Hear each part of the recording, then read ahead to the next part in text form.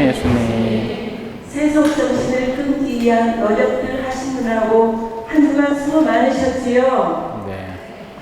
오늘은 자기 자신을 알기 위한 강의를 해주실 대구대 교구 마진우 요셉 신부님을 환영합니다. 큰 박수로 맞이해 주십시오.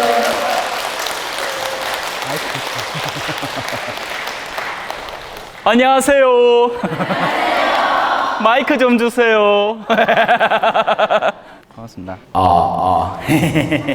제가 목청은 좋은데 그래도 마이크 없으면 힘들잖아요. 그죠? 네. 반갑습니다. 저는 그 대구 대교구 가정복음화국의 차장으로 일하고 있는 마진호 요셉 신부라고 합니다.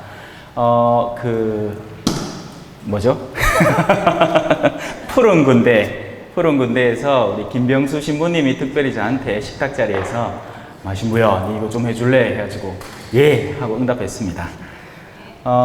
그래서 저한테 책을 보내주셨어요. 봉헌을 위한 33일간의 준비. 그래서 나 자신에 대한 부분을 제가 다 읽어봤고 여러분에게 무엇을 전해드릴까? 성령에게 맡겨야죠. 그죠? 예. 책 전반적인 내용은 대체로 간단합니다. 그리고 우리가 전체적으로 하는 일도 거의 똑같아요. 그러니까 무슨 말이냐면 여러분들 신앙생활 왜 하시죠? 하늘나라 가려고 합니다. 다른 말로 구원받기 위해서 하죠. 그러니 당연히 이 봉헌을 위한 33일의 준비도 다 똑같은 목적으로 이루어져요. 여러분이 이 기도를 왜 할까요? 돈 더 많이 벌려고, 그죠? 그런 거 하려면 다단계 하시면 돼요.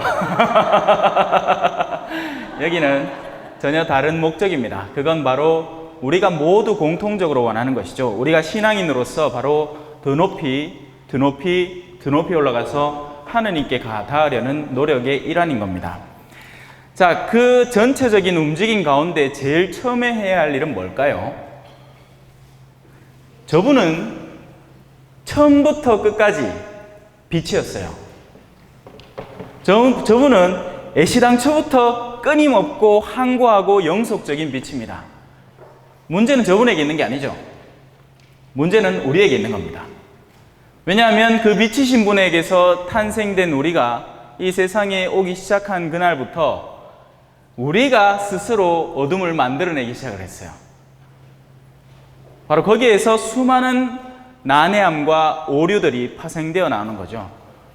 사실 저는 공동체에 따라서 그에 상응하는 어떤 것을 준비를 하는데 제가 요즘은 하도 떠돌아다니다 보니까 감을 점점 상실하고 있습니다. 무슨 말이냐면 예를 들어서 한 본당 공동체잖아요. 그러면 그 본당에서 일어나는 일들은 거의 유사합니다. 뭐냐? 본당은 하나의 공동체고 하나의 목자를 따라야 되는데 그 목자의 말을 안 듣는 양들이거나 아니면 양들끼리 싸우고 있거나 아니면 양들끼리 어딘가에 정신이 팔려 있는 경우가 대부분이에요. 그래서 시끌시끌 벅적벅적합니다. 그러면 거기에 상응하는 요소들을 가르쳐 주면 돼요. 순명이란 어떤 것인지, 서로 일치한다는 것은 어떤 것인지, 이런 세속 정신에 물들지 않고 하느님께로 나아간다는 것은 어떤 것인지. 그런데 그런 특정한 부류가 아닌 바로 오늘 이런 여러분과 같은 부류는 제가 사실 감을 못 잡겠습니다. 왜요? 33일 동안 봉헌 기도를 하시는 분들이면 기본 1단계는 떨어냈어야 돼. 당연한 이야기겠죠. 여러분 지금 이제 우리 자기 자신 알기로 들어가야 되잖아. 근데 아직도 이 1단계 안에 있는 양진영에서 어디로 갔고? 루시퍼가 좀 더 아름다워 비긴 하는데 이 하기 시작하면 굉장히 곤란해지는 거죠. 벌써 다 떨어냈어야 돼요. 근데 과연 그럴까요? 아니겠죠. 예, 왜냐하면 신앙은 배우는 게 아니거든요. 신앙은 배우는 게 아닙니다. 무슨 말이냐? 신앙은 학습하는 게 아니라는 거죠. 신앙은 어떤 지적 영역에서 우리가 어떤 책을 습득하는 게 아니라는 겁니다. 신앙은 실천하는 것. 물론 학습하지만 어떻게 학습하냐? 지적인 영역으로 학습이 아니라 체득하는 것입니다. 내가 이미 알고 있는 것, 그것을 구체적으로 실천하면서 그 신앙이 비로소 시작되는 것이고 내 것이 되는 거예요.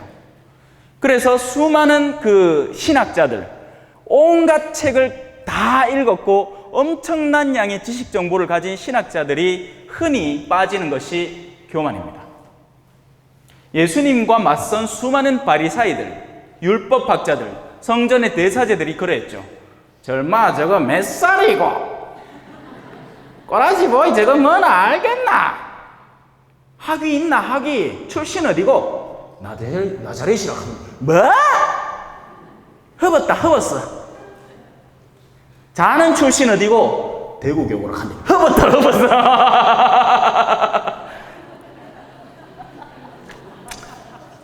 뭐 모르겠어요. 여기 사실 좀 진지한 분위기일 것 같은데 저는 죄송합니다. 저는 까불락거립니다. 저는.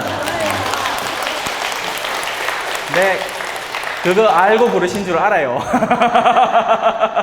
하도 진지하신 분님들이 세속에 빠지면 안 됩니다. 성경 어느 장에서 이렇게 설명을 하는데 그러면 안 돼. 막 하있겠네. 이제 좀 쉬고 싶은 거지, 그죠? 까불락거리면서. 자, 그래서 이 흐름은 이렇게 되어 있습니다. 제일 첫째 시기 12일 동안에는 이 세속이 어떻게 이루어져 있고 무엇을 간절히 탐하는가를 올바로 안 뒤에 그게 더러운 줄 알라는 거예요. 한마디로 더러운 줄 알고 나면 근처도 안 가니까. 길 가다가 개똥 있으면 여러분이 일부러 개똥을 푹 밟습니까? 아니죠. 밟은 개똥도 떼내려고 생 난리를 치지 않습니까? 왜냐하면 그게 개똥이니까. 냄새나고 더러운 줄 아니까.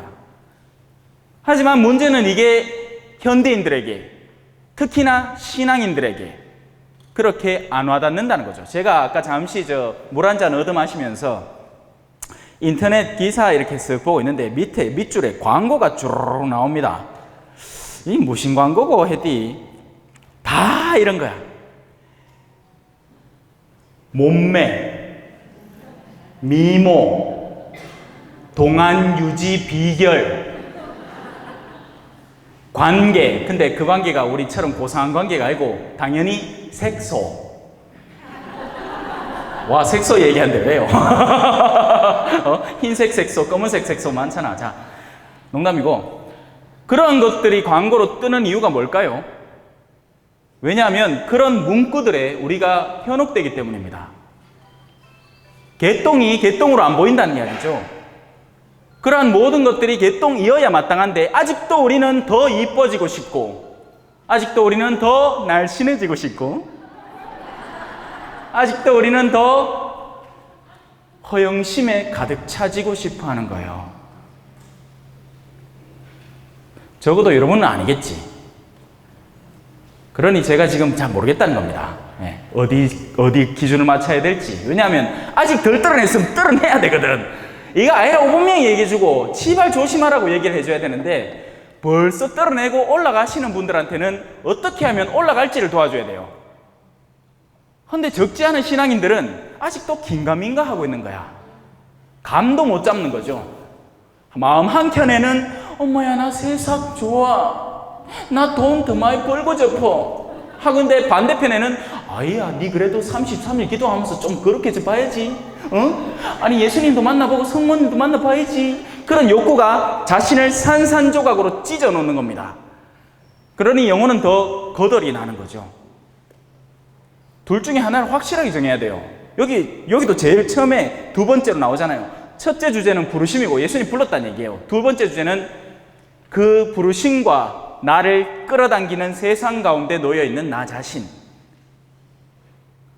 그런데 이 세속이라는, 그러니까 세상이 아니고 세상은 우리가 살아가는, 우리가 여러분이 앉아있는 의자도 세상의 일부분이고 여러분의 육신도 세상의 일부분이에요. 제가 얘기하는 건 세속이라는 거예요. 세속은 얼마나 영리한지요. 여러분이 어떤 걸 선호하는지 잘 알고 그 마음에 미끼를 던집니다. 악마가 대놓고 여러분 앞에 자 물기야 하면 여러분들 아 하고 도망가 뿔걸. 근데 악마 그렇게 절대 안 와요. 악마는 자매님 오늘 자매님 옷이 너무 아름다워 보여요. 나와 함께 아름다운 곳으로 갈까요? 저기 금오산이라도? 하면 홍냐 한다는 거지. 우리가 그 속에 든 시커먼 걸 못 알아보고. 악마가 멍청한 줄 아십니까? 옛날에는 그렇게 드러나면 사람들이 하느님을 상실한 채 그 악마에 대한 두려움에 사로잡혀서 더 어둠에 빠져들었어요. 그런데 현대 사람들은 영적인 것에 아주 둔감해버려서 악마가 그렇게 나타나면 비웃어버립니다. 근데 그 다른 한편에 하느님도 비웃어버리죠. 그래서 악마는 여러 가지 매체를 통해서 자기 자신을 이미 드러내면서 영화나 검은 사제들, 엑소시스트, 또 온갖 드라마 안에서 재밌는 종교의 장면들을 보여주면서 우리 마음을 둔감하게 만들어버렸어요.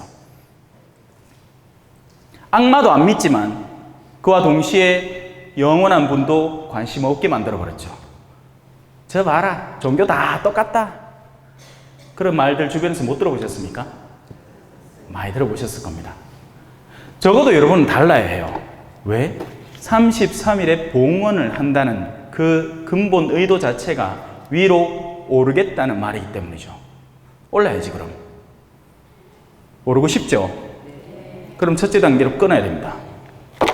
자, 자기 자신을 알기라는 주제 안에는 물론 이 12일 동안 여러분들은 세상에 대한 온갖 요소들을 하나씩 배웠고 그것을 쳐냈어야 돼요. 아, 이거 더러운 거구나. 이제 안 만져.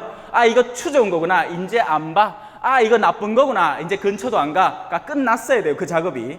그리고 나서 이제 소크라테스가 그랬죠. 네 꼬라지를 알라. 자, 일단 더러운 것에는 내가 안 가는 건 알았는데 문제가 어디 있을까요? 문제가 더러운 것에 있었을까요? 아니에요. 맞아요. 아니에요. 문제는 바로 여기 있었던 거예요. 그 더러운 것을 선호하는 나 자신 안에 있었던 거죠. 아직도 다른 사람보다 내가 인기가 높았으면 좋겠고 다른 사람이 나를 잘 알아줬으면 좋겠고 하는 그런 마음들이 나를 더러움으로 이끌어가고 있었다는 거죠. 그러니 그걸 밝혀내고 드러내서 그걸 후드려 패야죠. 이제는. 무슨 말인지 아시겠죠? 왜 하필이면 이런 날 저를 불러주셔가지고 나중에 그리스도 가르칠 때 부르면 어머야 저렇게 이쁘고 아름다운 가르침이 어머야 내가 천상으로 올라가는 것 같아 저 신부님의 가르침에 의해서 할 낀데 지금 이 부분이 사실은 제일 힘든 부분이에요. 왜? 후드려 맞아야 되거든. 기대기를 사정없이 맞으면 어떻게 됩니까?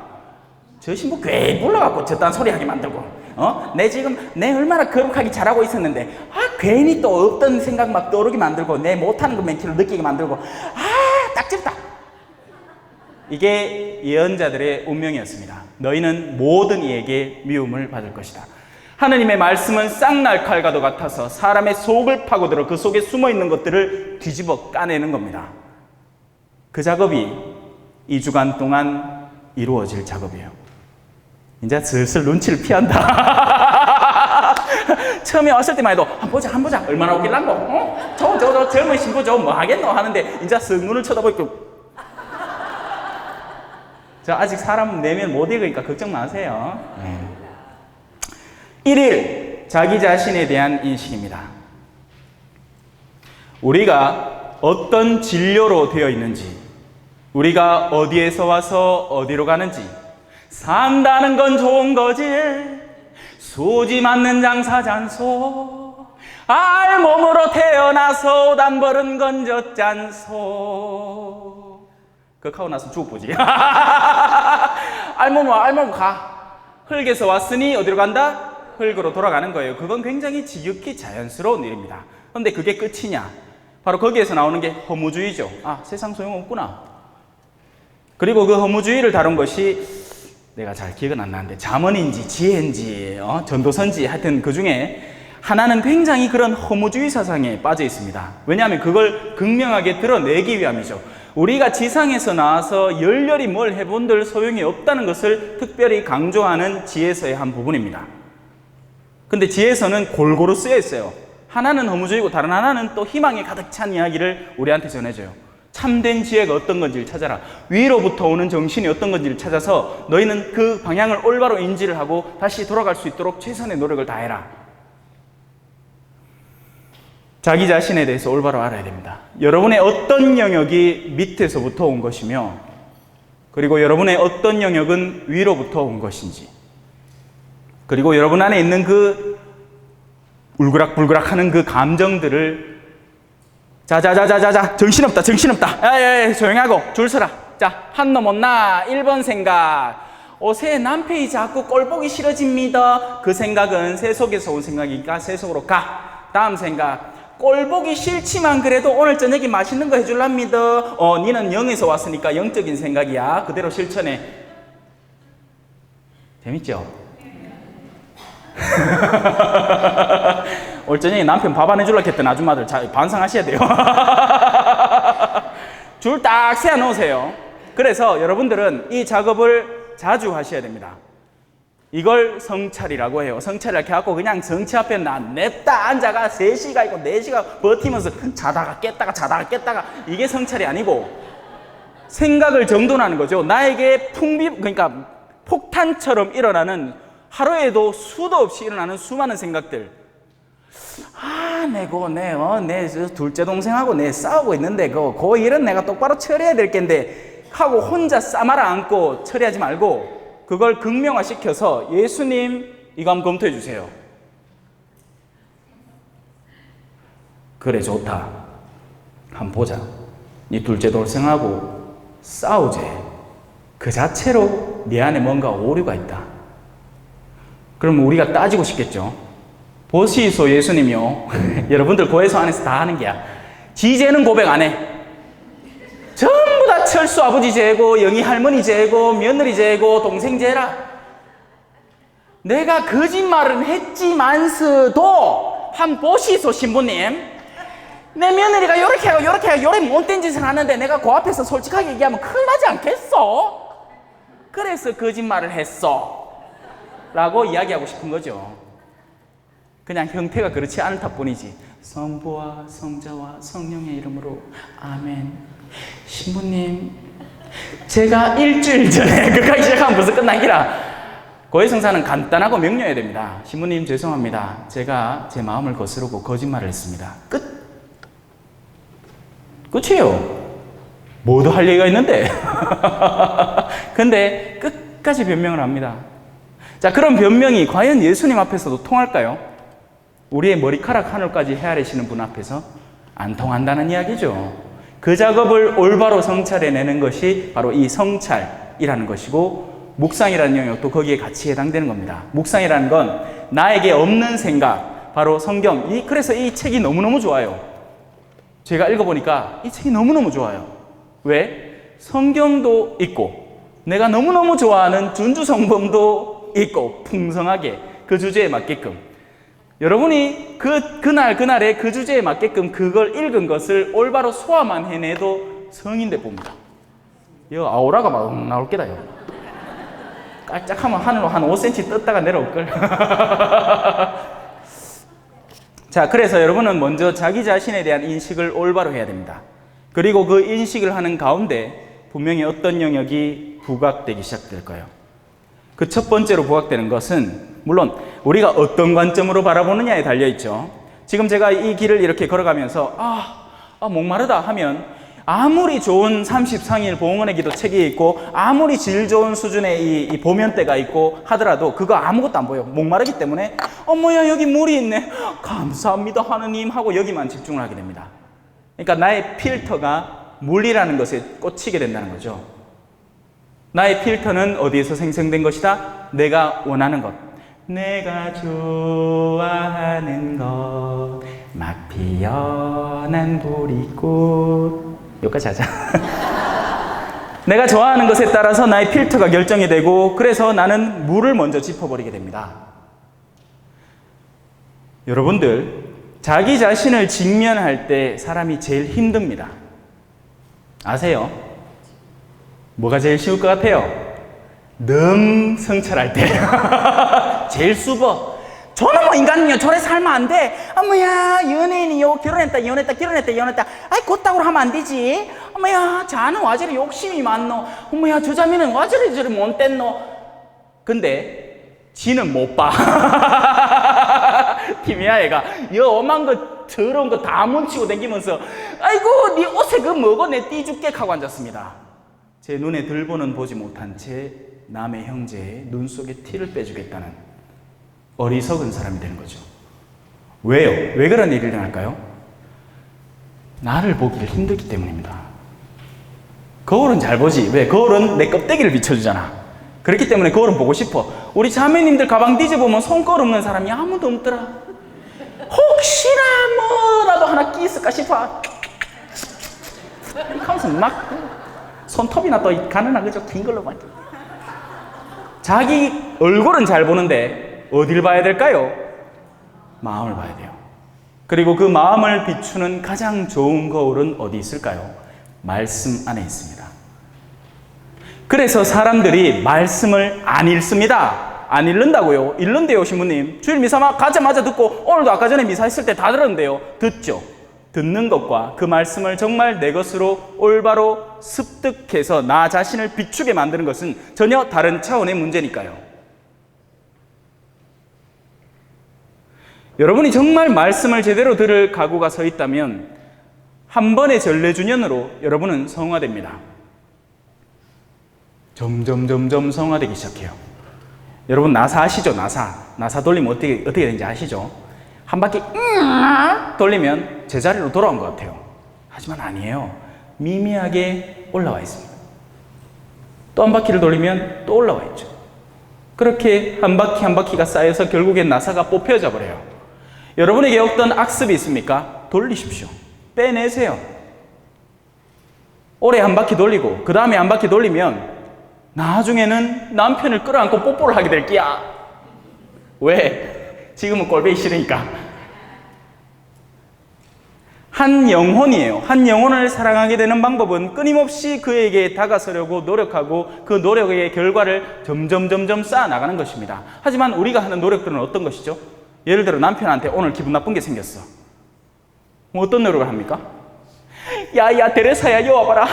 너희 남편도 그러나 모르겠는데 우리 남편 안 있나? 내한테 웃자는지 아나? 뭐죠? 거꾸로 한 바퀴 더 박아버린 거예요. 그렇게 실컷 이야기하고 나서 집에 가면 남편이 2배로 꼴보기 싫어.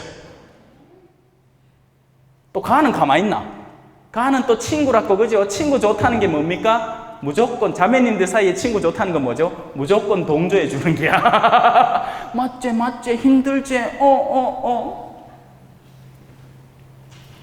조심하세요.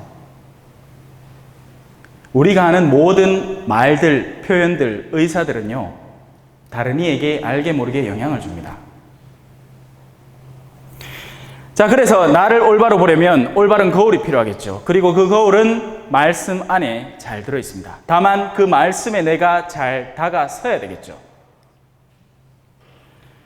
그렇게 해서 내가 알게 되는 것은 결국 무엇이냐? 여러분, 선하신 분은 누구밖에 없다? 네, 하느님밖에 없습니다. 이 세상에 선하신 분은 하느님밖에 없어요. 우리는 모두 거울들이에요. 거울들. 무슨 거울? 하느님이 선하심을 비출 때 그 선을 비춰내는 거울에 불과합니다. 하지만 아무리 완벽한 거울이라도 먼지 하나 정도는 있겠죠. 맞습니다. 근데 우리는 먼지가 있는 수준이 아니고 어떤 거울은 금이가 있고 어떤 거울은 끼어져 있어서 전체 거울 100% 중에 80%가 검은색으로 변형되어 있고 녹이 슬기도 하고 그렇기 때문에 당연히 제2일에 우리가 마주하는 것은 자기 죄에 대한 인식인 거죠.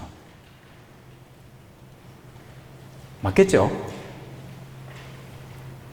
지금까지는 우리는 12일 동안 바깥의 사람들, 소위 세속의 사람들, 세속에 머무는 사람들이 흔히 즐기는 자신들의 부패된 행위에 대해서 살펴봤어요. 근데 우리라고 해서 그러면 거기에서 안전지대였냐? 아니라는 이야기죠. 아무리 33일 봉헌 기도를 하고 높은 곳으로 올라가려고 애를 쓰고 있다 하더라도 우리 안에 실제적인 그 요소들이 여전히 남아있고 생생히 살아있기 때문에 우리는 그것을 하나씩 깨서 쪼아내야 된다는 겁니다. 자, 그런 가운데 이제 3, 4, 5, 6, 7이 등장을 합니다. 우리 안에 어둠의 요소들 가운데 내적 죽음. 어둠의 요소는 죽어져야 마땅합니다. 그것이 살아있는 동안 우리는 오르고 싶지만 오를 수 없게 돼 있을 거예요. 왜? 오르려고 하는데 뭐가 절거덩 하는 느낌이 들 거기 때문이에요. 오르려고 하는데 절거덩. 생생히 살아있는 나의 세속적 정신이 나를 올가매고 있기 때문입니다. 그래서 제일 처음에 해야 하는 작업은 땅! 하고 끊는 거죠. 무슨 관우 장비처럼, 그죠? 커다란 도끼 하나 들고 땅! 하고 치는 거예요. 어떻게? 여러분, 정말 쉽고 간단합니다. 정말 쉽고 간단해요. 잘 들어두세요. 저기 빛이 있고 여기 어둠이 있어요. 그리고 나는 지금까지 어둠을 빛이라고 인식을 하고 살아왔죠. 끊어야 됩니다. 어떻게? 요래 돌면 돼.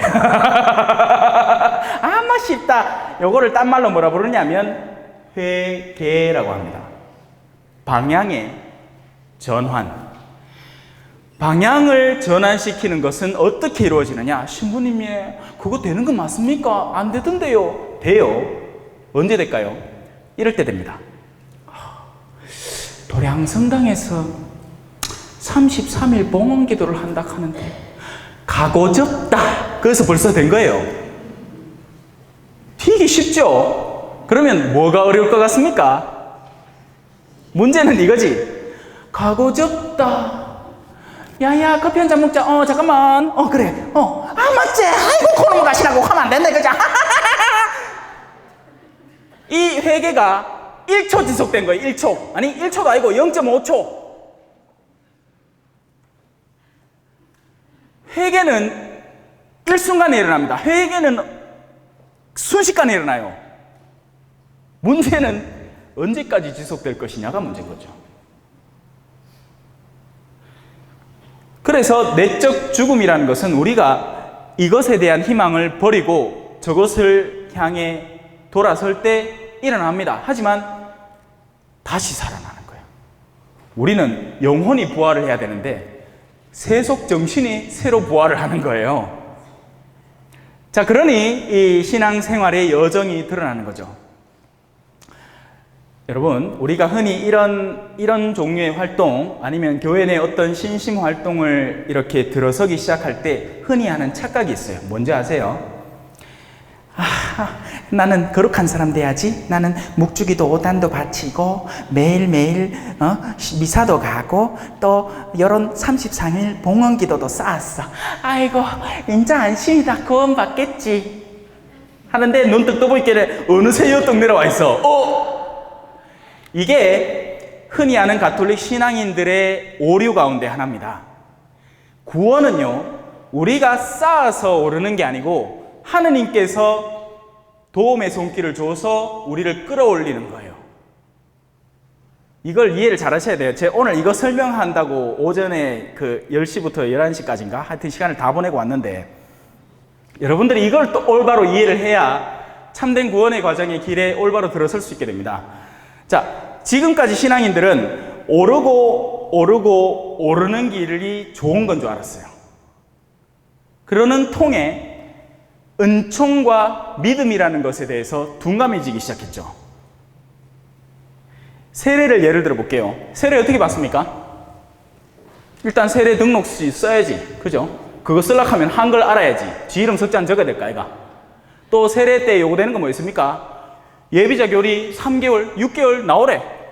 예, 나오래. 그리고 열심히 나왔어요, 또. 시간 억지로 냈다.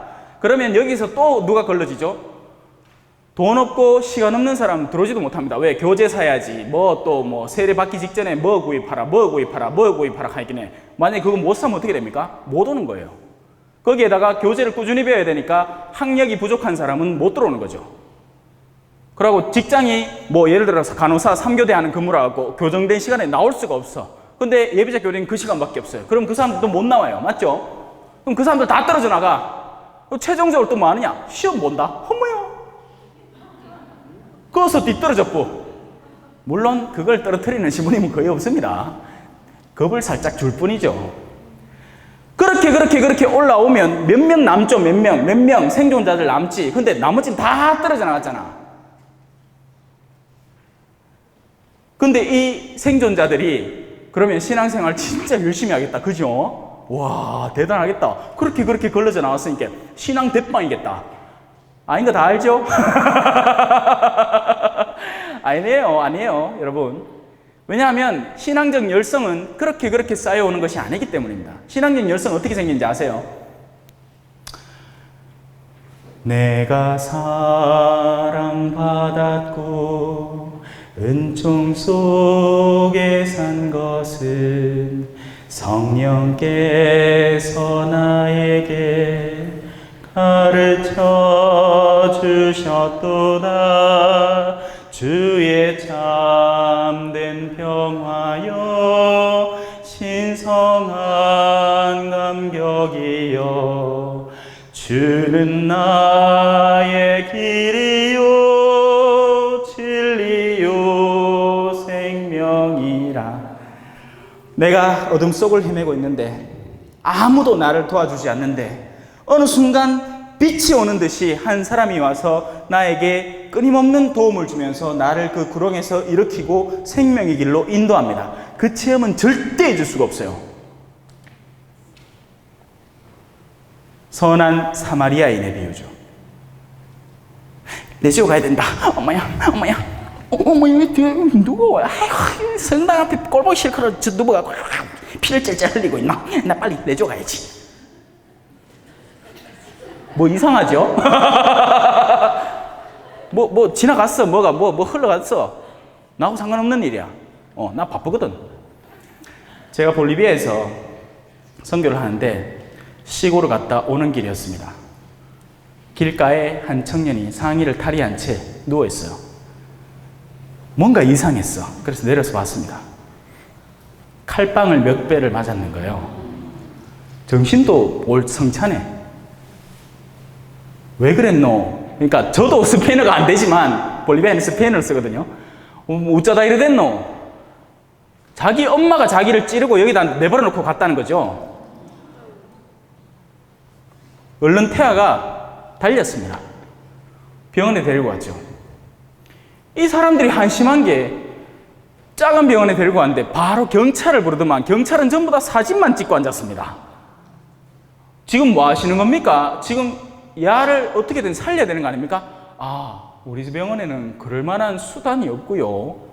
그래 일단 경찰을 불러갖고 사건 경위라도 다시 차에 실어있어.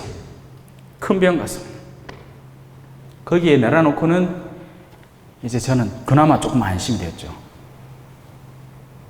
프란치스코라는 이름의 청년이었고 성탄 때 제가 공소를 돌아다니면서 왔기 때문에 그 시간까지 기억을 합니다. 물론 저는 이렇게 강한 체험이었기 때문에 기억을 하지만 그 청년의 입장으로서는 어땠을까요? 모르겠어요. 살았는지 죽었는지 그 다음에는 저는 모르겠습니다. 저로서는 할 수 있는 최선을 다한 것 같아요. 제가 심폐소생술을 하거나 꿰맬 수는 없잖아. 기술이 없으니까. 근데 그 청년은 어떻게 느꼈을까요? 여러분, 신앙이라는 건요, 고상한 길로 고상한 드높임을 해서 엄마야 나 이제 하늘로 좀 올라나가 아니라 여러분, 가장 낮은 곳에 진정한 길이 숨어 있습니다. 너희가 이 보잘것없는 이 가운데 하나에게 해준 것과 해주지 않은 것이 곧 나에게 해준 것과 해주지 않은 것이다. 여러분이 어느 날 나이가 너무 들어서 늙었어요. 성당도 못 나가. 준주님요 죄송합니다. 성당도 못 나가고 하는데 그 괴로움을 아는 자녀들이 신부님을 불러다가 이렇게 모셔와가지고 일부러 가정에 무슨 축복을 해달라는 식으로 해갖고 어머니를 뵙게 만들어줘요. 그리고 가정에 미사를 드리면서 그 어머니가 미사를 할 수 있도록 도와드리죠. 어떻게 느낄 것 같습니까? 효가 별겁니까?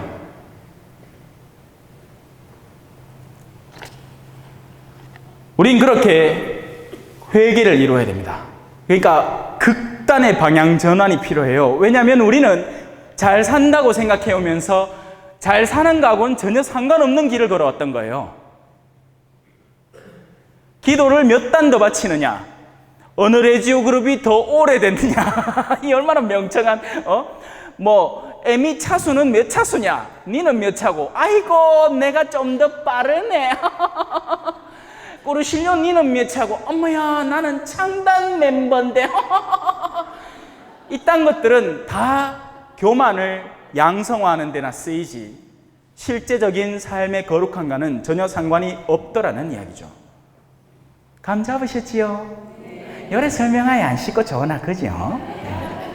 나는 좀 뒤다. 땀이 쩔쩔 난다. 이제 박수고마. 자, 그래서 우리는 내적 죽음을 체험해야 됩니다. 그 내적 죽음은 회개라는 것으로 그 일순간 이루어지는 것인데 그 뒤로부터 또 세속적 생명이 살아나고 살아나니까 여러분은 어떻게 되겠습니까? 칼 한 자루 차고 두더지 게임 해봤죠? 야! 뽕! 어이! 뽕! 왜 때려! 뽕! 끊임없이 치고 회개로 돌아가야 됩니다. 회개가 꾸준함을 얻을 수 있을 때까지 꾸준히 그 작업을 이루어내야 되는 거죠. 왜? 단 한 번으로 이루어지는 게 아니니까. 회개는 결심입니다. 결심한다는 것은 의지를 다진다는 것이고 의지를 굳힌다는 거예요. 여러분은 배우자와 사랑을 나눴습니다. 처음부터 미워 죽겠다는 배우자하고 결혼하겠다는 사람 없어. 나 저 사람 내일 모레 죽일 낀데 오늘은 결혼하고 그 다음날 죽이려고 하는 사람 누가 있습니까? 처음엔 다 좋아. 처음에는 막 만나면 어머야 저리 잘생긴 남자가 내 남편이라니. 어머야 방구 냄새도 굿이다. 극하던 사이였어. 헌데 어느 순간에 소소한 뒤틀림, 소소한 의견 차이, 당연히 남자하고 여자는 달라요. 그래서 틀어진 거기서부터 시작을 해서 여러분들의 의지가 쌓이기 시작한 겁니다.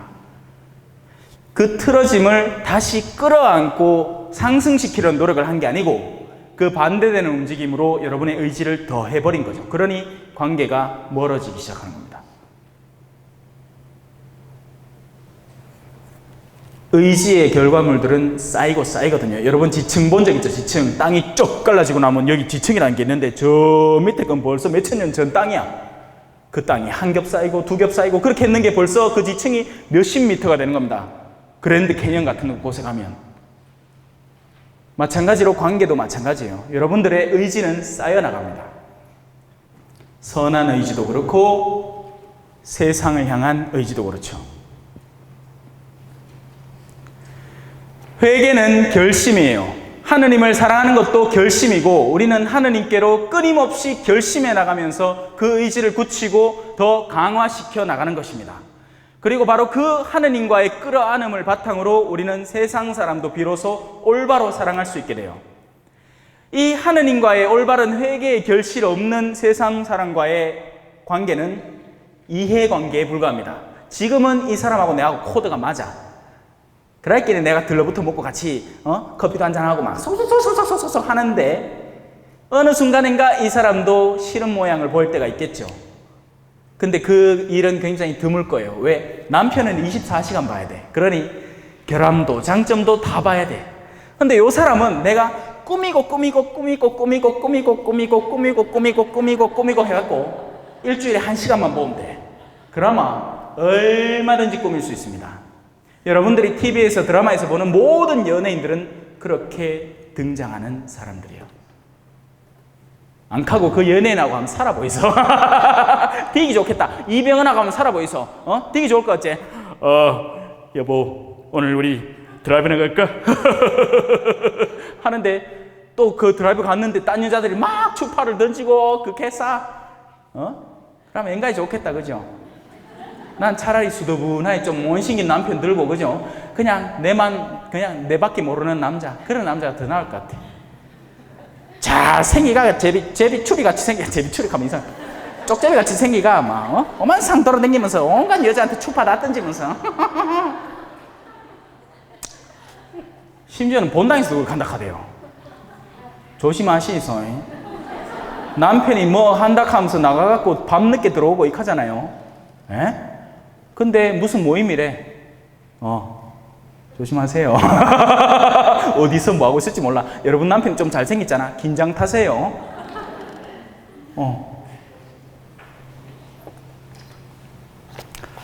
그렇습니다. 그래서 우리는 내적 죽음이라는 과정을 거쳐내야 됩니다.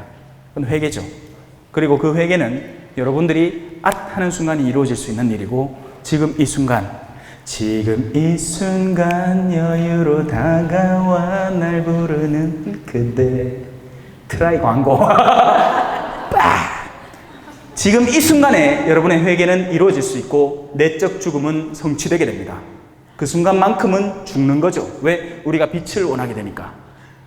그래서 내적 죽음이 이루어진 그 순간, 회개가 성취된 그 순간 여러분이 깨 죽었구만, 천만다행이라 우도가 되는 거예요. 우도. 야야, 니 오늘 내하고 파라다이스 낙원에 가자. 오케이 콜 예수님. 뿅 가면 돼. 만약에 그 우도가 그 순간 회개를 했는데 니 잘못했다, 우리 십자가에 다시 내려줄게 하고 살려줬어. 그럼 또 죄 짓는 거예요, 그 우도가. 자, 4일째는 이기심이 드러납니다. 자기 자신을 알고 자기 자신의 유익을 구하는 그 근본적인 마음을 말하죠. 이게 사실 뿌리가 굉장히 깊은 거예요. 우리는 태어나면서부터 사물들을 인지를 합니다. 근데 그때는 어떠냐? 여러분, 애기들이 모빌 이런 거 신기해하죠. 근데 우리는 신기합니까? 안 신기하죠. 왜? 그 작동 원리를 다 알잖아. 바람 불면 돌아간다는 거 알아요. 근데 아기들의 시선에는 지 손도 신기해. 어머요. 콧구멍이 못 들어간다. 어머요. 아기들은 다 신기해요. 왜냐하면 자기 자신에 대한 인지가 없기 때문에, 자기 자신에 대한 인지가 없는 만큼 모든 세상과 연계되어 있을 가능성이 개방되어 있다는 거지 늘 그렇게 된다는 것도 아니에요. 그렇게 해서 처음 배우는 것들이 뭐냐? 고통에 대한 인식입니다. 뭘 만지면 이 뽀송뽀송한 손이 뭘 만지니까 걸거치. 옷을 입히는데 전에는 엄마 뱃속에 요래 하던 날인데 옷을 입하가 막 까실까실해. 막 그래갖고 첫날부터 울기 시작합니다. 배고프다고, 똥 마렵다고, 똥 싸서 찝찝하다고,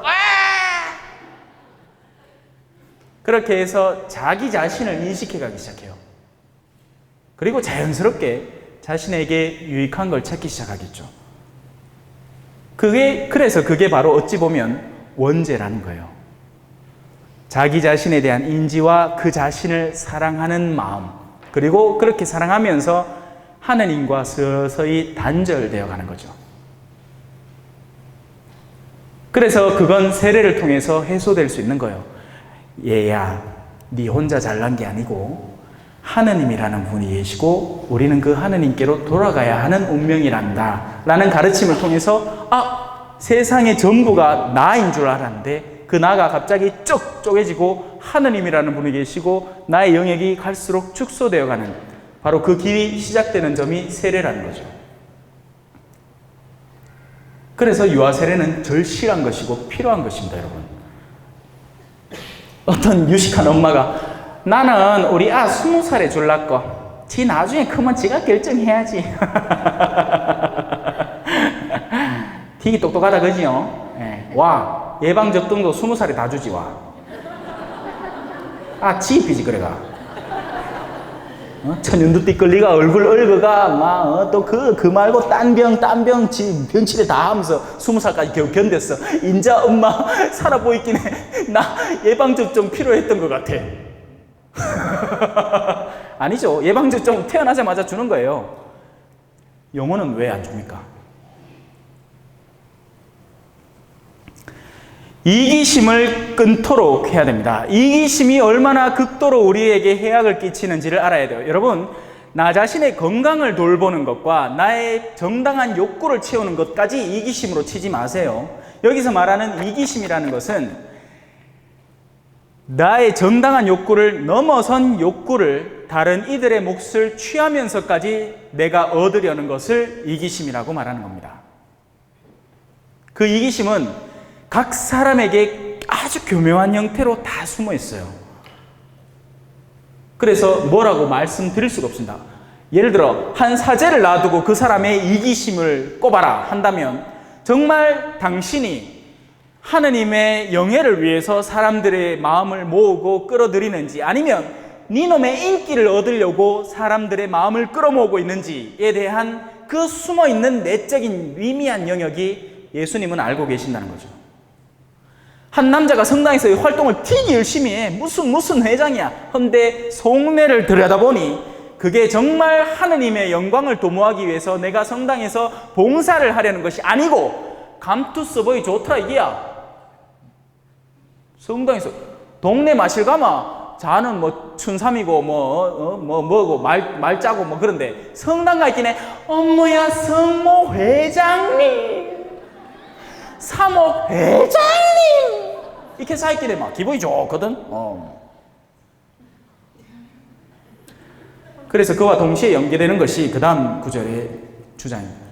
교만이라는 것이죠. 그런데요, 이 교만은요, 여러분, 세상 안에서의 교만은 사실 이건 문제가 안 됩니다. 무슨 말이냐? 아니, 그러니까 배운 사람은 자기 자부심이 있어야 돼요.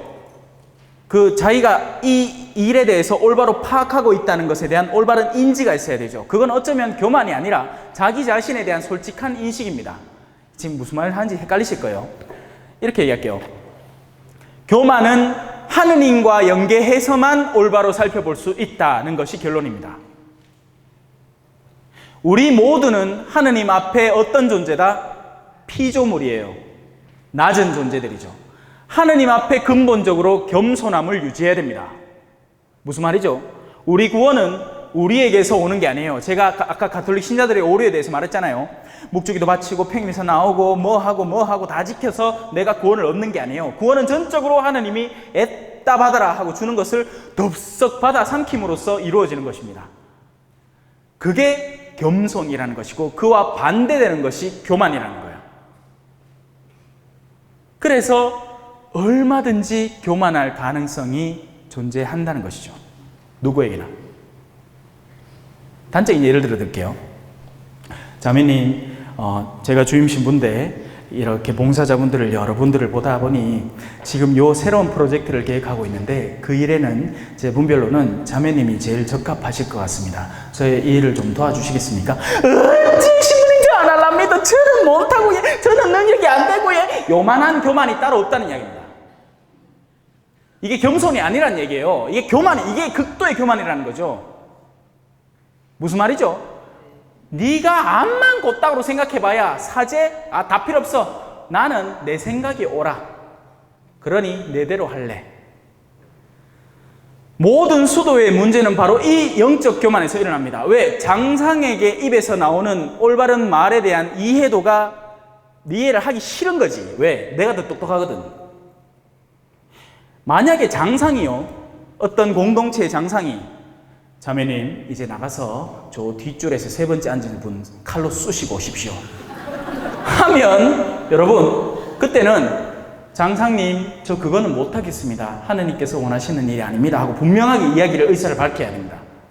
왜냐하면 그건 하느님의 뜻에 당연히 어긋나는, 누가 봐도 어긋나는 일이기 때문이죠. 하지만 자매님 이번에 임지는 이쪽으로 좀 해서 제가 자매님을 추천할 생각이니까 거기에 따라서 순명해 주시기를 부탁을 드리겠습니다 한다면 거기에 대해서는 신중하게 잘 생각해서 가능하다면 순명할 수 있도록 해야 돼요.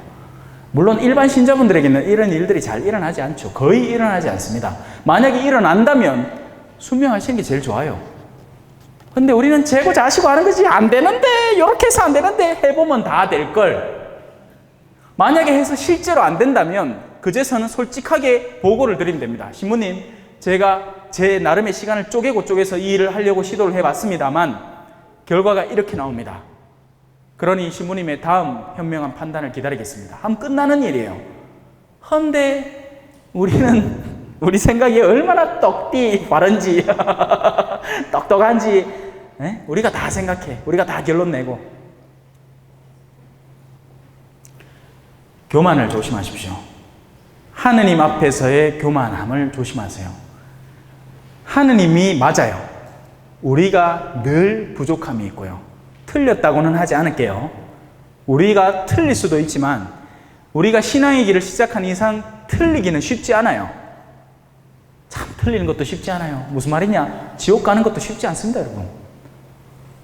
근데 굳이 간다. 그거 가고 싶은 사람 또 굳이 가요. 지가 알아서 찾아간다. 내비게이션 켜고 막 간다. 지옥, 다음 왼쪽으로 사회전, 예, 지옥.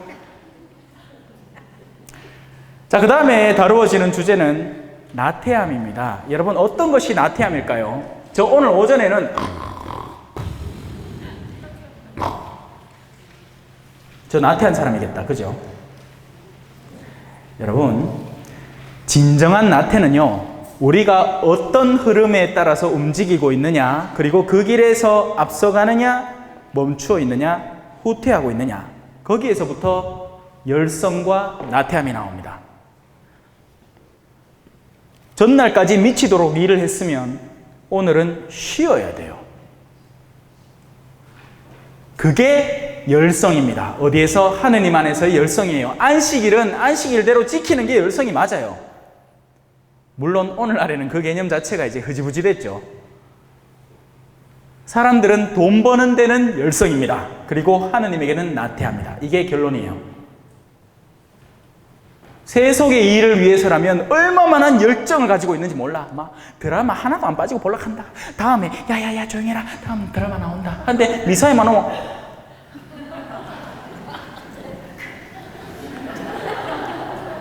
여러분의 열성은 어디 있습니까? 무엇을 향한 열정이고 어디로 가고 싶으신 겁니까? 저는 하느님에게 가고 싶습니다. 그래서 제 모든 열정을 거기에다 방향 지우고 그쪽으로 향하게 합니다.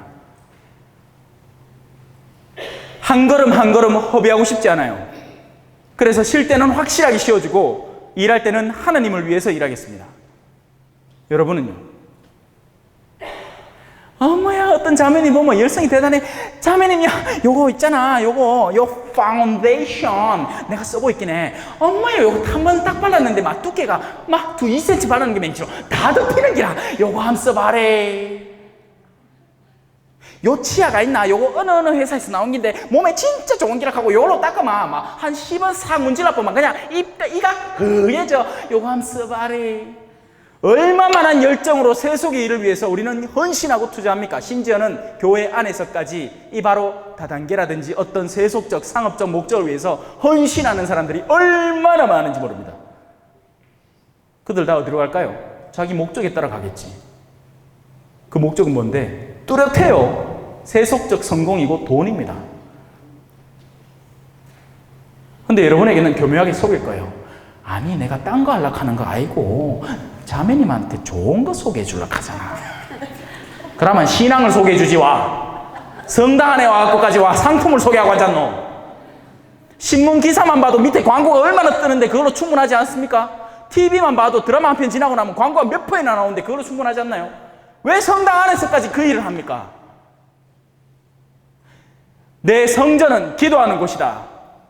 너희는 그곳을 장사하는 소굴로 만들고 있다. 강도들의 소굴로 만들고 있다.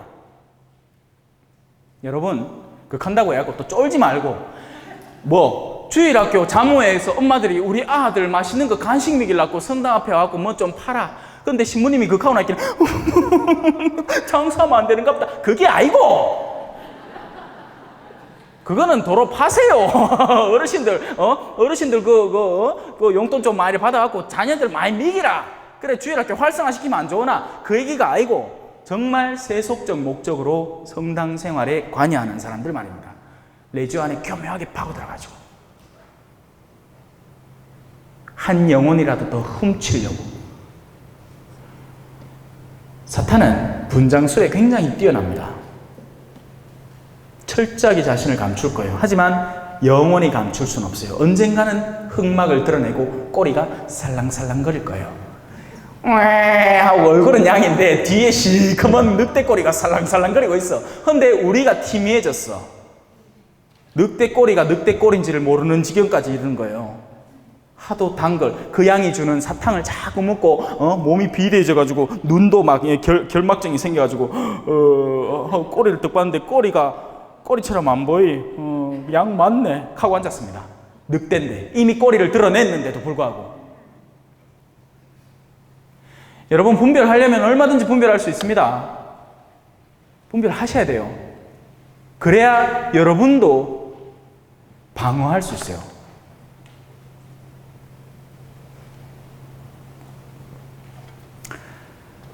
나태하지 마십시오. 여러분이 하느님을 향한 열성을 한번 발동을 걸기 시작하면 그 열성은 오르고 또 올라서 여러분을 더욱더 드높여주고 여러분의 분별력을 더욱더 강화시켜 줄 겁니다. 사실이에요. 처음에는 안 보이던 것들이 보이기 시작할 거예요. 지금 저 뒤에 앉아 계신 분과 이 앞에 앉아 계신 분하고 똑같아요. 뒤에 앉아 있으면 앞을 보긴 보는데 이 앞에 문양이 뭔지, 이 꽃이 구체적으로 어떤 건지, 이 돌은 진짜 돌 맞는지 아니면 플라스틱에 색칠을 해놓은 건지 몰라. 근데 가까이 오면 올수록 처음에 구분이 되는 게 이거는 이거 생화 맞구나. 왜냐하면 냄새도 그까지 갈 테니까. 그리고 이 돌을 이렇게 보면서 이거 진짜 플라스틱 같아 보이는데 만져보니까 아니구나. 거기에다가 실제로 슬쩍 들어볼 수도 있습니다. 뭐야, 흰천도 깔리고 별게 다 있다. 얘 스카치 테이프도 붙었구나. 몰랐죠? 우리 수녀들 얼마나 섬세한지 이 스카치 테이프 다 붙여놨대요. 이런 세밀함이 그 안에 드러나 보인다는 겁니다. 영적인 면에도 마찬가지예요. 처음에 보면 다 착한 사람 같아 보여요. A든 B든. 그런데 날이 갈수록 영적인 단계가 여러분이 상승하기 시작하면서 사람을 보는데 이 사람은 처음에 만나면 온화하고 부드럽고 좋은데 꼭 시간이 지나고 나면 뭔가 캥기는 일이 생기고 불편함이 생기고 뭔가 자꾸 이질감이 느껴지는 사람. 나태하지 마세요. 성실하십시오. 열성을 간직하고 꾸준히 앞으로 나아가십시오. 자, 여러분이 그렇게 할 때 최종적으로 얻게 되는 열매는 무엇일까요? 구체적인 신앙의 실천의 열매들입니다. 그게 바로 애덕의 활동들이죠. 자, 아까 전에 제가 이제 자주 반복해서 계속 비유를 들어드리는 건 아직까지도 이 신앙인들이 많기 때문입니다. 자기가 거룩하게 된다는 게 로사리오 기도를 많이 바치고 평일사를 더 자주 나오고 이런 외적으로 드러나는 구체적인 활동만으로 신앙의 거룩함을 가늠하는 사람들에서 이제 여러분은 자유로워져야 됩니다. 어떤 자매이 묻더라. 신부님, 내가 9일기도 바치는데 오늘 저녁에 바치다가 3단에서 멈추고 손님을 잠깐 맞았는 거예요. 그래 돌아와서 다시 1단부터 바쳐야 됩니까? 얼마나 우리 사고가 여기에 제약되어 있는지 아시겠죠? 아예 그 자체가 중요한 게 아닌데 일단 저는 그 자매에게는 말해줬습니다. 왜? 믿음이 약한 사람에게는 어떻게 되어줘야? 믿음이 약한 사람이 되어줘야 돼요. 우상에게 바친 고기를 먹거나 말거나 상관이 없어. 먹어도 되는데 믿음이 약한 이들을 위해서는 안 먹고 자제하는 게 나은 거죠. 그래서 그 자매에게는 이렇게 조언하는 게 맞는 겁니다. 그 뒤로부터 이어 바치셔도 됩니다. 바치시다가 잠드셨어요? 걱정 마세요. 수호천사가 나머지 다 바쳐줍니다. 저를 믿으세요. 신부가 거짓말합니까? 네? 고라는 좀 쳐도 거짓말은 못합니다. 얼마나 불안해하는 동. 네, 전날 기도 다 마쳤어야 되는데 12시 넘기 전에 다 끝냈어야 되는데 고마 잡부다 아닙니까 신부님. 그러면 33일 기도 다시 처음부터 해야 됩니까? 언제 하던 데서부터 하이소. 하느님 쪼잔한 사람 만들지 말고. 그게 중요한 게 아니란 얘기예요. 그 자체를 우리가 스스로 자유로워져야 한다는 이야기죠. 그러면 어디에 우리는 스스로 매이게 되는 걸까요? 구체적인 애덕의 행위입니다. 여러분이 그런 형식적이고 외적인 그런 틀에 짜여져 있는 신앙생활에서 벗어나기 시작할 때 그러면 여러분은 이제 나 이제 아무것도 안 해도 되고 완전 자유로운 사람이네. 그게 아니에요. 거기에서 다른 쪽으로의 너희는 세상의 멍에를 벗어버리고 내 멍에를 베고 내 짐을 지고 나에게서 배워라. 예수님은 너희가 완전히 프리해졌으니까 너가 하고 싶은 대로 마음대로 해라가 아니라 내 짐을 매라고 합니다. 그럼 예수님의 짐은 어떤 것인가? 그 짐이 바로 애덕이라는 거죠. 그리고 이 2장 둘째 시기 1주 자기 자신을 알기 위해서 마지막으로 등장하는 이 난점은 우리가 애덕이 없다는 것입니다.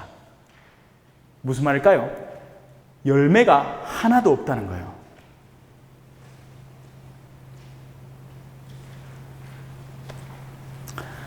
제가 사무실에 앉아 있으면 전화가 옵니다. 아주 목소리가 막 떨리는 목소리.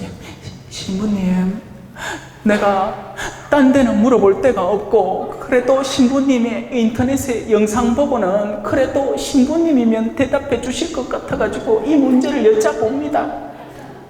네, 자매님 말씀하세요.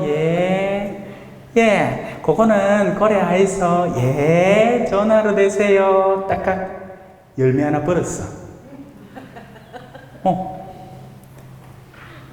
저라는 사제라는 직분에 기대서 저 신부님이라면 뭔가 도와주실 것이라는 희망을 건 사람의 희망을 채워준 걸로 저는 하루치 열매를 번 겁니다.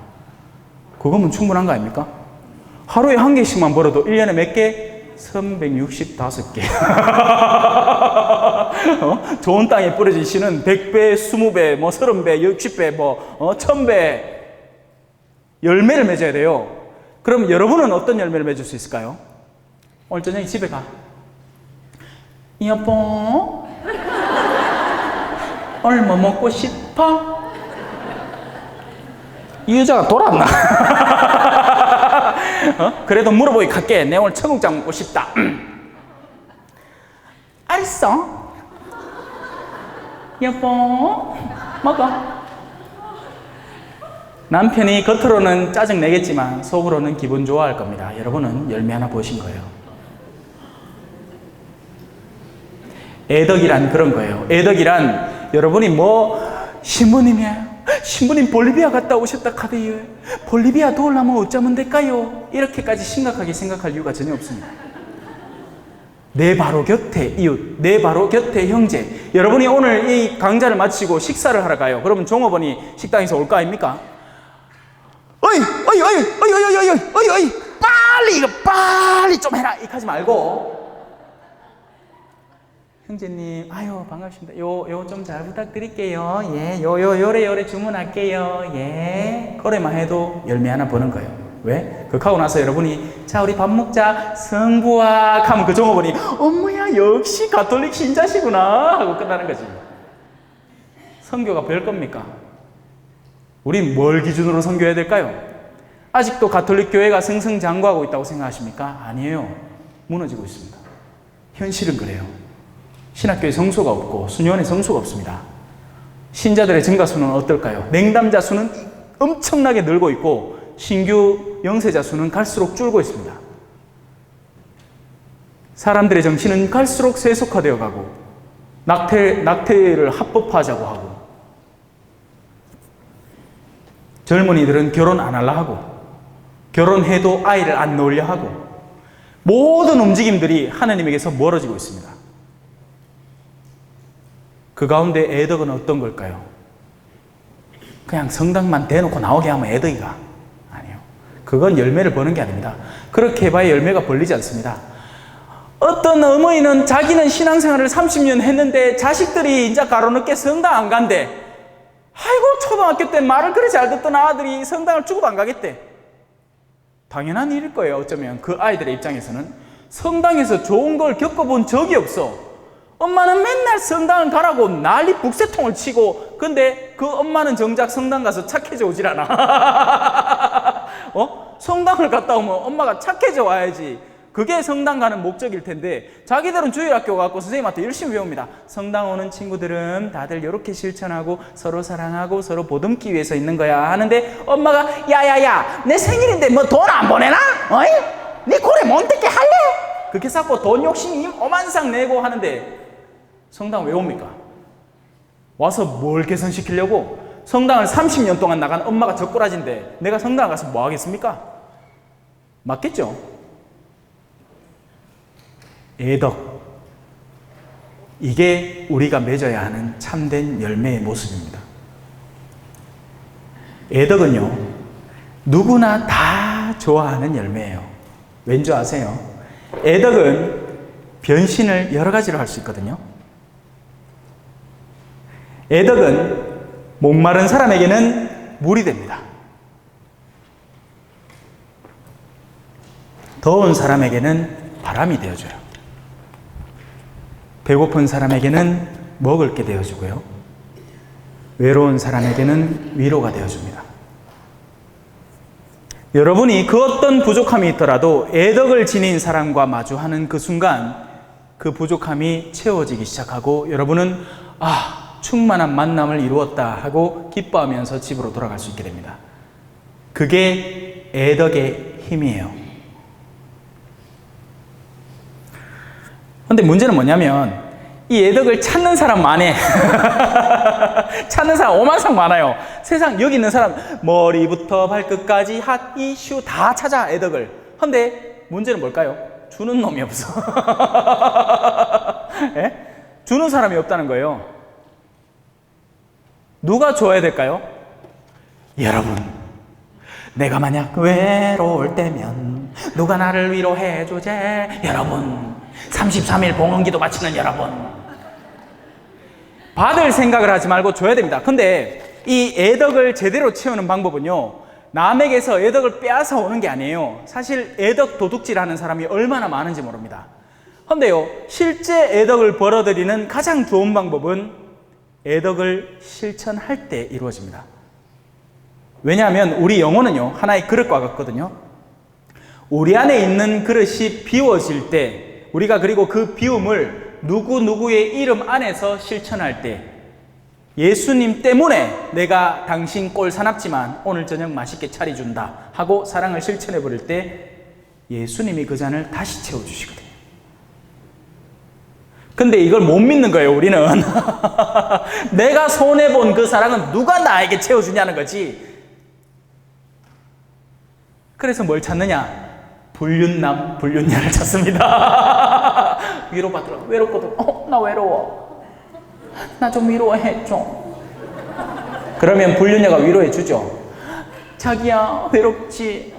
근데 나 용돈 좀 빌려줘. 세상 공짜가 어딨노? 다 기브 앤 테이크지. 하지만 하느님은 예외라는 것입니다. 여러분이 하느님에게서 위로를 찾을 때, 하느님에게서 여러분의 지친 영혼을 채우려고 할 때 하느님은 너끈히 그것을 채워줄 수 있다는 이야기죠. 몇 시까지 하면 되죠? 네. 어느덧 우리의 약속한 시간이 다 지났습니다. 그래서 이번 둘째 시기는 자기 자신을 알기라는 주제고, 여러분들은 그렇게 나에 대한 올바른 인식, 나를 비춰보는 것, 그리고 그 비춰보는 올바른 거울들은 하느님의 말씀으로 가장 잘 비춰볼 수 있고, 그리고 그 하느님의 영감을 받은 여러 서적들로도 비춰볼 수 있기 때문에 준주성범, 참된 신심, 기타 등등 여기 있는 것 하나하나 면밀히 읽어보시면서, 내가 얘기했죠, 어떤 면모로 내 욕구를 채울 것이냐, 거기에 따라서 이 책들, 이 서적들, 성경과 준주성범과 참된 신심이 지루하게만 느껴질 수도 있어요. 왜? 그것들이 주려는 것은 물인데 나는 여기에서 엉뚱한 진료들을 찾고 있으니까 안 찾기는 겁니다. 하지만 여러분들이 그 안에 숨어있는 방향을 올바로 인지를 하고 거기에서 나에게 주려는 것을 올바로 습득하려고 할 때 그것은 끊임없이 샘솟는 물을 흘러 넘치게 할 것입니다. 그렇게 해서 여러분들을 올바로 알게 되고 나면 여러분 안에 있는 모난 점, 그런 것들부터 인식되기 시작할 거예요. 그리고 그런 인식 가운데 으뜸은 이기심이고, 그 다음에 그 이기심을 더욱더 활성화시켜주는 교만이 뒤따를 것이고, 그리고 그 여러분의 이기심과 교만 안에 여러분은 젖어들어서 열성이 전혀 없는 상태, 뭔가 하기는 해. 왜? 여러분의 이기심이 작용을 하고 교만이 작용을 하기 때문에 본당 안에서도 어떤 특정한 일을 열심히 하는데 실제적인 열성은 전혀 없는 나태한 상태로 빠져들게 됩니다.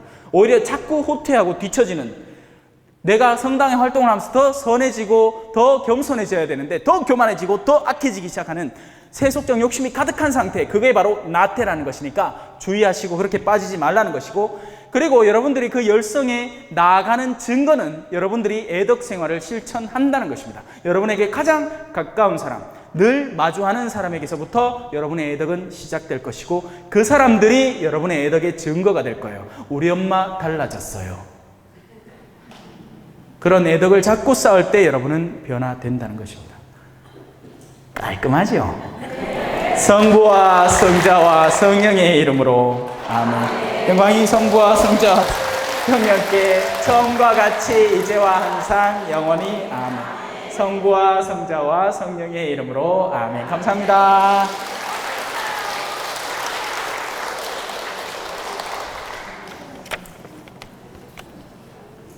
비유와 설명으로 온몸으로 열정적으로 강의를 해주신 신부님께 감사의